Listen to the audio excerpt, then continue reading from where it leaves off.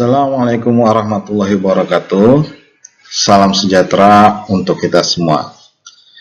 Dalam kesempatan kali ini, saya akan menyampaikan mengenai pernyataan diri dosen dalam unjuk kerja Tridharma Perguruan Tinggi dalam rangka melengkapi bidang pengajaran pada proses sertifikasi dosen gelombang 1 tahun 2025. Perkenalkan, saya Farid Aksani. Saya merupakan salah satu dosen di Departemen Biologi Fakultas Matematika dan Ilmu Pengetahuan Alam Universitas Negeri Malang.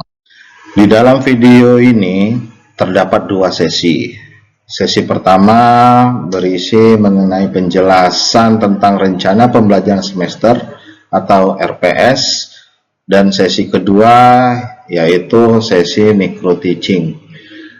Pada sesi pertama ini, saya akan menyampaikan informasi mengenai RPS pada mata kuliah yang saya ampu, yaitu mata kuliah keanekaragaman hewan.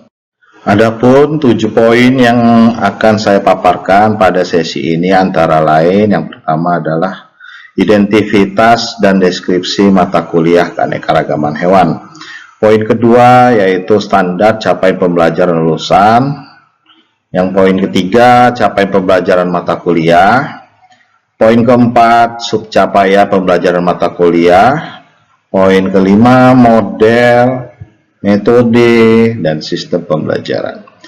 Poin keenam yaitu media dan referensi yang digunakan, serta poin terakhir yaitu bobot dan persentase penilaian akhir di dalam seluruh pembelajaran mata kuliah keanekaragaman hewan. Poin pertama yaitu identitas dan deskripsi mata kuliah keanekaragaman hewan. Mata kuliah ini dikhususkan kepada mahasiswa S1 program studi biologi dengan kode mata kuliah NBIO-UM 6118. Mata kuliah ini tersedia pada semester gasal dengan jumlah SKS bernilai 4 dan jumlah jam studi 6. Terdapat 3 dosen tim yang mengampu mata kuliah ini, antara lain Ibu Dr. Sofi Eri Rahayu, kemudian Bapak Bagus Priambodo PSD, dan saya sendiri. Dalam proses pembelajarannya terdapat perkuliahan secara teori dan praktikum, sehingga secara keseluruhan terdapat 32 pertemuan di dalam satu semester. Secara umum, mata kuliah ini membahas mengenai prinsip, klasifikasi, dan taksonomi hewan melalui pengamatan berdasarkan karakteristik morfologi, karakteristik anatomi, fisiologi, habitat, peri kehidupan, dan peranannya di alam. Materi pokok yang dikaji pada mata kuliah ini terdiri dari kelompok hewan yang memiliki tingkatan klasifikasi rendah hingga tingkatan klasifikasi tinggi, yang dimulai dari kelompok invertebrata, yaitu Porifera, Coelenterata, Platyhelminthes, Nemathelminthes, Annelida, Mollusca, Arthropoda, dan Echinodermata.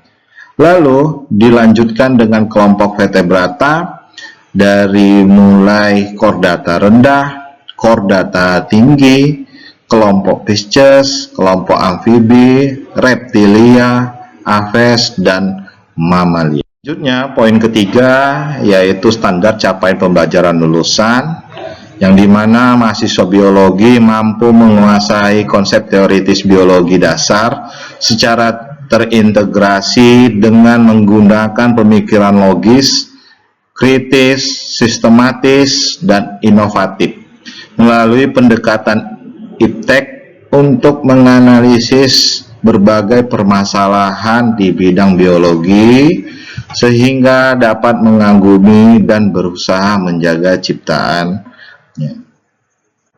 Setelah menempuh mata kuliah ini, mahasiswa diharapkan dapat memenuhi 3 poin capaian pembelajaran mata kuliah atau dikenal dengan CPMK yang telah disusun oleh dosen tim. Yang pertama, mahasiswa mampu menganalisis konsep keanekaragaman hewan. Yang kedua, mahasiswa mampu mengkonstruksi sistem klasifikasi hewan berdasarkan hasil pengamatan di lingkungan dan spesimen awetan.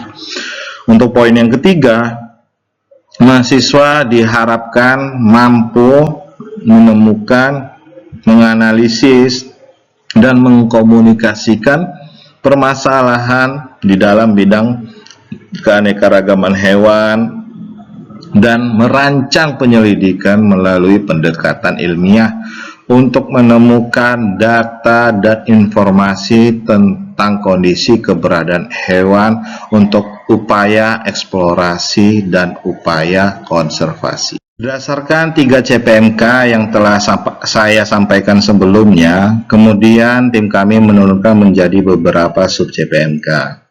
Pada sesi kedua nantinya, saya akan menyampaikan materi pada pertemuan ke-12 di dalam pertemuan teori yang memiliki sub CPMK nomor 2.1 yang dimana mahasiswa mampu mengidentifikasi karakter morfologi dan anatomi sampel dari anggota setiap filum maupun kelasnya, serta kaitannya dengan peranan bagi kehidupan sehari-hari.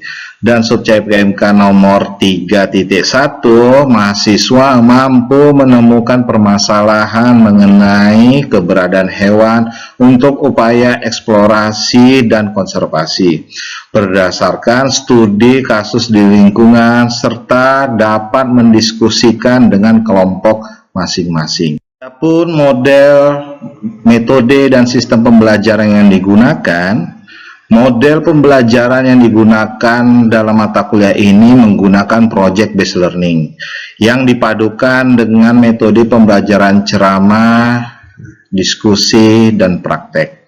Di mana selain mahasiswa melakukan pertemuan secara tatap muka, mahasiswa juga diwajibkan untuk mengakses halaman Sipejar secara asinkronus dan sinkronus untuk mendapatkan informasi, penguatan materi, dan pengumpulan tugas yang akan diberikan oleh dosen nantinya. Sedangkan untuk media dan referensi yang digunakan, yaitu daftar referensi berupa buku yang digunakan dapat diperoleh dari RPS yang telah dibagikan. Selain itu, dosen juga telah menyiapkan buku petunjuk untuk praktikum, buku kerja mahasiswa, serta media pembelajaran berupa video pengalaman maupun video dari YouTube yang dapat diakses di halaman LMS Sipejar, serta slide PowerPoint dari dosen. Indikator nomor 7 mengenai bobot dan persentase penilaian didapatkan dari proses pembelajaran teori dan praktikum. Dalam proses pembelajaran teori terdapat tes penguasaan konsep dan tes performance yang dinilai berdasarkan kemampuan mengkomunikasikan hasil dan diskusi oleh mahasiswa. Kemudian, di dalam pembelajaran praktikum, asesmen dilakukan berupa tes otentik berdasarkan laporan praktikum dan pre maupun post test yang telah terkumpul. Sehingga nilai akhir terhitung berdasarkan penilaian 20% untuk aktivitas kuliah, 20% penilaian praktikum, 30% penilaian ujian UTS dan UAS untuk praktikum maupun teori, serta 30% tugas proyek yang dilaporkan maupun dikumpulkan di akhir semester. Nah, untuk sesi kedua dari video, saya akan menampilkan video micro teaching. Terima kasih atas kehadiran kalian. Jadi kita lanjutkan materi pada pagi hari ini. Pertemuan yang ke-12 mengenai amfibi di mata kuliah keanekaragaman hewan. Jadi untuk outline pembelajaran materi amfibi ini terbagi menjadi 3, yaitu pertama pencapaian pembelajarannya, kedua itu materi inti, dan yang ketiga itu video referensi. Namun video referensi ini terdiri dari pengalaman saya dan beberapa ahli zoologis lainnya. Adapun untuk capai pembelajaran pada materi amfibi ini yaitu ada 3. Yang pertama itu mempelajari klasifikasinya, kemudian mengetahui jenis identifikasinya, dan manfaat dan pengaruh dari kelas amfibi ini. Nah, jadi untuk latar belakang kenapa kita harus mempelajari materi amfibi ini, dikarenakan ada suatu kasus fenomena yaitu hilangnya katak emas bernama katak Atelopus zteki ini. Dikarenakan beberapa faktor penyebab. Yang pertama itu ada penyakit Pitridiomycetes ya, mikosis, Yang kedua itu dikarenakan ada kerusakan habitat, dan yang ketiga itu karena perubahan iklim. Namun ketiga penyebab ini diakibatkan oleh aktivitas manusia ya. Jadi di sebelah ini gambar dari jenis hewan katak emas di Costa Rica. Ya, namun adanya suatu fenomena di mana penyakit jamur ini itu berkembang sampai ke Indonesia. Ahli klimatologi ya, itu kenaikan suhu temperatur permukaan bumi. Jadi di Indonesia itu tahun sekitar 2024 sampai 2020 itu belum terdeteksi ya. Nah, untuk materi evolusi amfibi ini ya, perlu kita ketahui ya, kelompok dari amfibi ini mempunyai nenek yang sama, yaitu ya kelompok dari ikan, kelompok dari Sarcopterygia, kelompok ikan. Kemudian berkembang atau berevolusi menjadi polaka, domestik, dan sampai ke era Mesozoik, yaitu 125 juta tahun yang lalu. Ini ada muncul kelompok baru, yaitu kelompok Lissamphibia. Inilah cikal bakal kakek moyangnya si kelompok Anura ini ya, kelompok amfibi. Isi dan ciri dari amfibi ini ya, amfibi kalau kita konsep kembali itu berasal dari bahasa Yunani ya, yaitu hewan yang bisa hidup di dua alam ya. Kemudian amfibi ini memiliki cirinya, yang pertama itu seluruh permukaan tubuhnya itu dilapisi oleh kulit yang berlendir ya, licin. Kemudian jenis hewannya ini yaitu ekotermik, istilahnya berdarah dingin, dipengaruhi oleh suhu lingkungan. Namun yang menariknya di sini, amfibi ini memiliki organ tambahan. Yang pertama itu dia memiliki membran pitans, ya, kemudian memiliki selap renang untuk mempermudah pergerakannya di air. Ya. Jadi kita masuk ke materi selanjutnya itu yaitu klasifikasi amfibi. Ya. Nah, sekarang bersinonim menjadi sesilia. Ini bisa kalian lihat gambarnya ya. Ini sesilia ini seperti cacing, tapi tidak disebut cacing. Kemudian yang kedua ordo salamander, ya. Dan yang ketiga itu ordo dari Anura.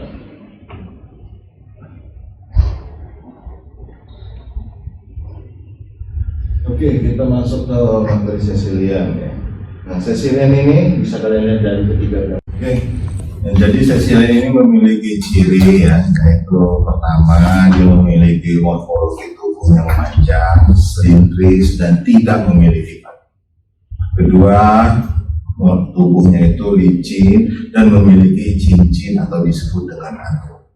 Jadi untuk yang lebih sulitnya itu adalah perhitungan identifikasi sesilia, karena untuk perhitungan jenisnya kita harus menghitung dari andurinya tadi itu dari dorsal, kedua sisi lateral, dan sisi ventral.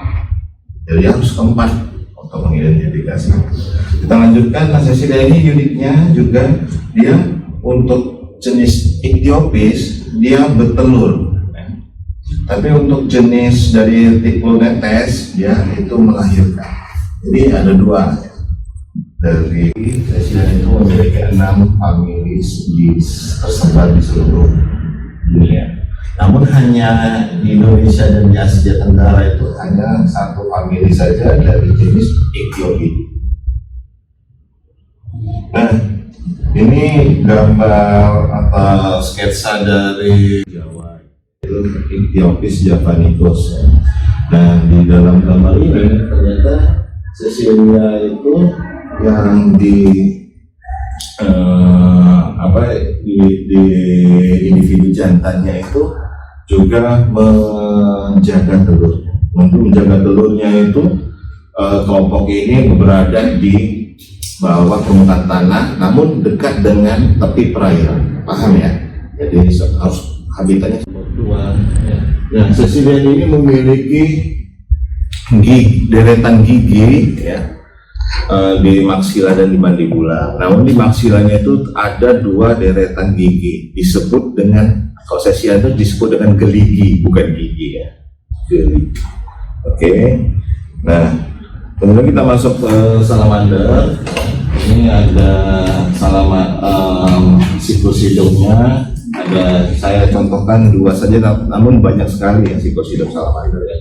Jadi yang pertama itu pada individu Desmonatus ya, ini dia meletakkan telurnya itu seperti Cecilia di dalam permukaan tanah ya, namun dia membuat lubang atau ruangan di permukaan tanah tersebut. Namun telurnya tersebut itu diletakkan di langit-langit tadi, ruangan tersebutnya. Untuk Noctutalmus berkembang menjadi larva, yang larva itu mempertahankan insang luarnya, kemudian berubah menjadi salamander muda ya, itu berwarna merah atau disebut dengan red F. Kemudian ketika fase dewasanya itu muncul ya atau berkembang, dia akan melakukan mating dan kembali ke perairan. Nah, insang dan organ-organ larva, artinya kalau kita harus cerita amfibi tadi hidup di 2 alam, ini pengecualian bagi salamander jenis axolotl dan Tectus ya. Artinya dia sepanjang hidupnya dia mempertahankan insangnya dan dia tidak keluar dari air ya. Nah, ada juga bentuk phaedomorphosis ya, yang tadi hampir mirip dengan Heron branchiate. Kematangan sampainya dewasa, kematangan seksualnya itu untuk matingnya, dia masih mempertahankan fase larva. Jadi dia memiliki insang di luar, memiliki ekor ya. Kalau kita lihat di amfibi, ekornya kan sudah ini ya, tereduksi. Oke, kita lanjut. Ini ada video terbaru.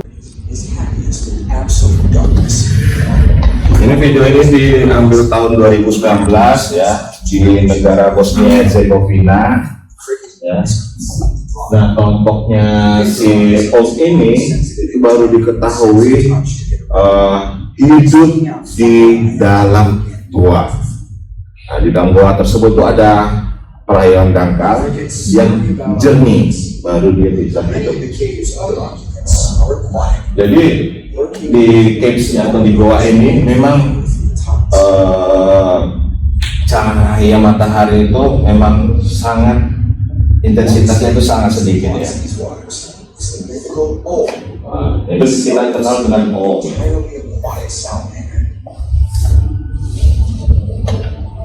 Nah, ini katanya dia aquatic salamander, berarti dia salamander yang selama hidupnya berada di akuatik.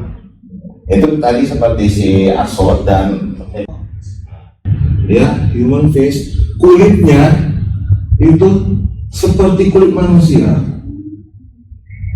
ya. Kemudian dia tetap mempertahankan insangnya.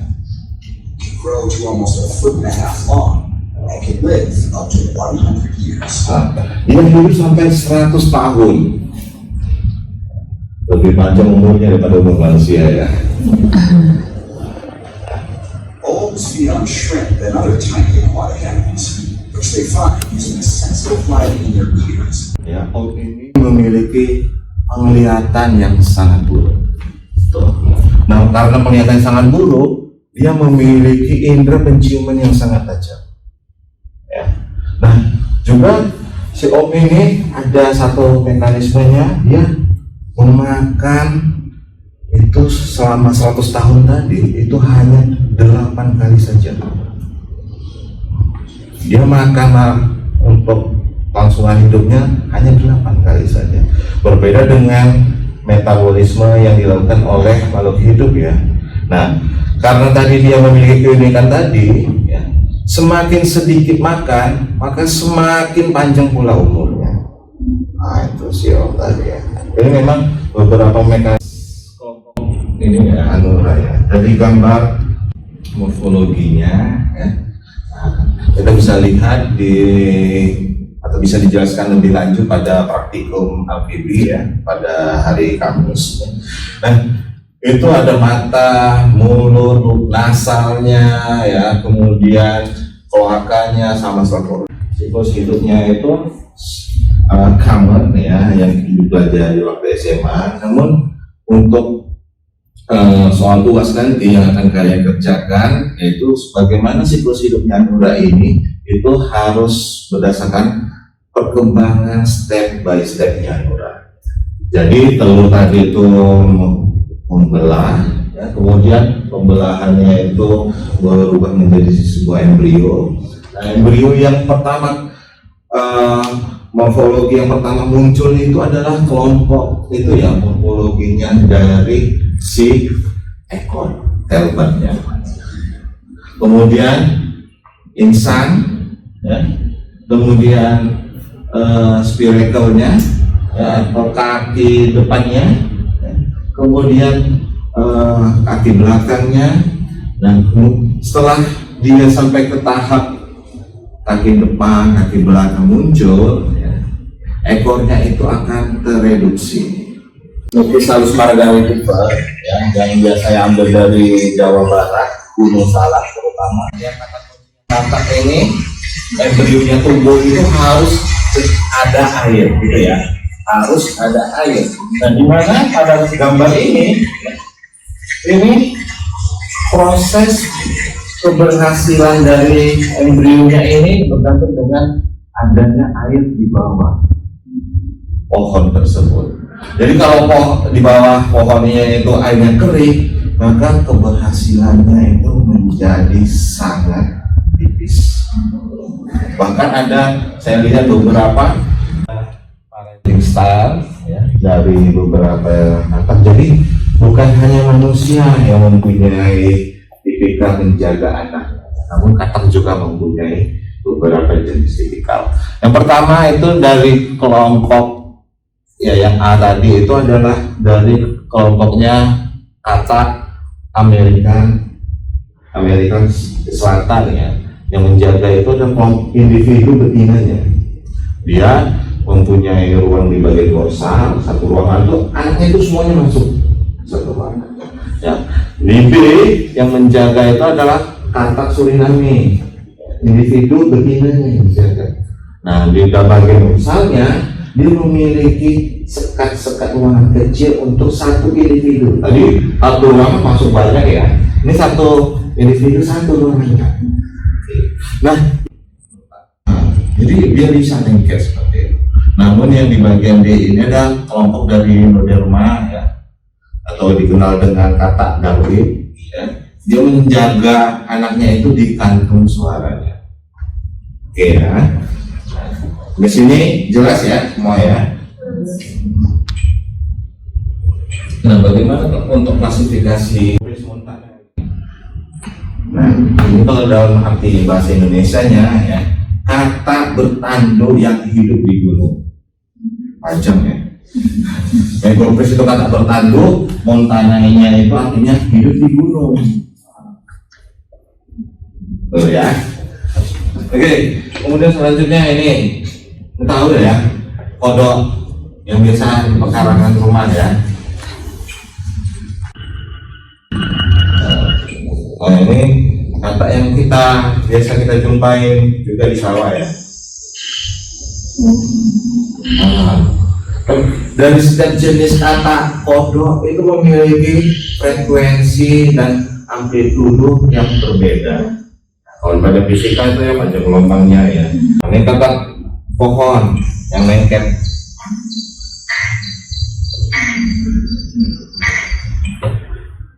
Nah ini kata yang apa tadi ya?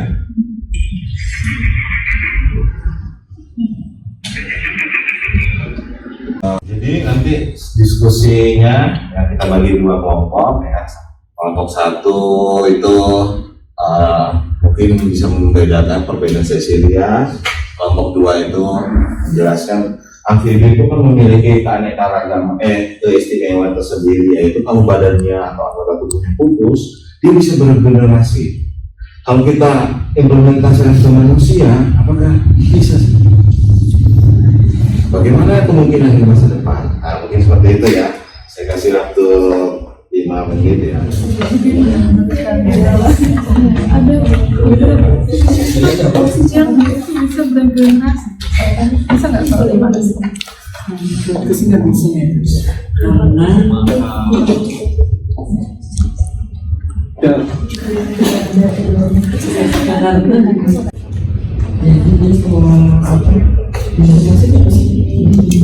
Setelah hilang itu bisa diregenerasi karena ada salah satu dari bentuk tubuh. Kalau yang tak cari pokoknya sumpah kaki. Jadi kalau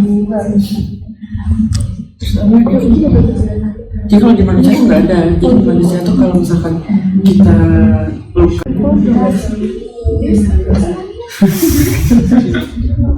Oke, waktunya habis ya anak-anak. Jadi kita langsung saja.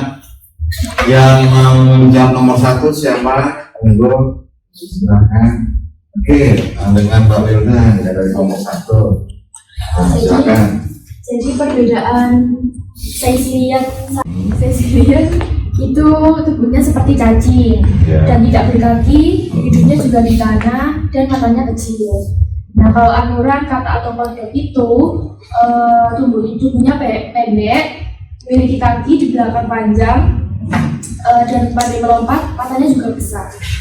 Oke, baik sekali ya. Ada yang mau tambahkan? Jadi menambahkan untuk perbedaan dari sesilia dan anuran itu dari segi makanan juga sesilia itu lebih sedikit makannya beda seperti anuran. Jadi anuran lebih banyak memakan vertebrata lain, sedangkan sesilia itu lebih pemilihan makannya lebih sedikit seperti itu. Oke. Untuk pertanyaan nomor 2, perbedaan jenis akson itu putus ya bisa beregenerasi, bisa nggak diimplementasikan? Saya ingin menjawab Pak. Oke, baik. Jadi berdasarkan diskusi kami, amfibi yang salamanders atau axolot ini dia memang bisa meregenerasikan bagian tubuhnya yang sudah rusak atau cacat.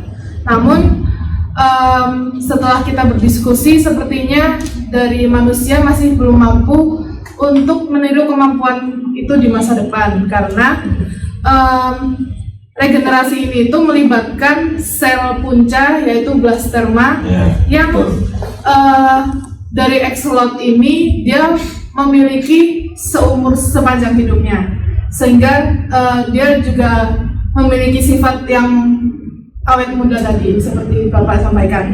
Setelah itu setelah kami cari tahu, sebenarnya manusia juga memiliki blasterma tersebut, namun jumlahnya terbatas dan itu hanya dimiliki sampai umur 7 tahun dan juga hanya memperbaiki sel. Materinya ya, nanti dilaksanakan atau dikumpulkan pada minggu ke-15. Jadi minggu depan kalian ke lapangan nanti mengambil data ya, bagi data tadi ingat ya, data recording suara kata. Nah, nanti bisa kelompok 1 tadi mungkin nanti itu di daerah Cangar, kelompok 2 nanti itu di daerah Pujon. Jadi kita bisa bandingkan ya. Ada. Jadi perkuliahan hari ini kita cukupkan. Terima kasih atas atensi kehadiran kalian. Saya akhiri, wabillahi taufiq wal hidayah. Wassalamualaikum warahmatullahi wabarakatuh.